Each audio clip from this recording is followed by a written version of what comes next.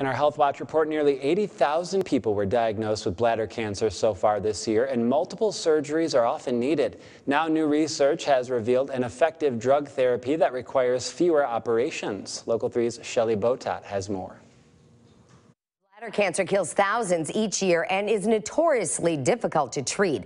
A new drug called gemcitabine shows promise in battling this troubling cancer so that it doesn't recur. He saw one in there. Steve Baker has been battling cancer for almost 25 years. First, skin and kidney cancer, and more recently, cancer of the bladder. I might even have others, because now I've quit looking. Steve was one of 406 patients in a clinical trial, some of whom were given this new drug which fights low-grade invasive cancer of the urinary system. And we used it in a kind of unique form. We put it into the bladder immediately after removing a bladder tumor. The medication is gemcitabine. Bladder cancer tumors are often scraped out, but that can cause small cells to implant in other sites in the bladder. And they can grow into tumors.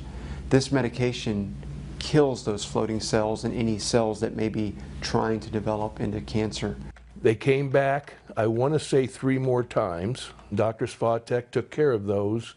And then when this last one came up, he called me back in a month and a half or 2 months, and when he went in there to look for it, it was no longer there.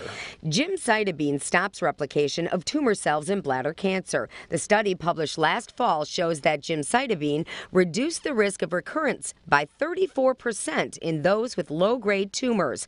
Now the drug is being routinely used and is readily available, inexpensive, and safe. For younger people, especially people in their 40s and 50s, take care of it.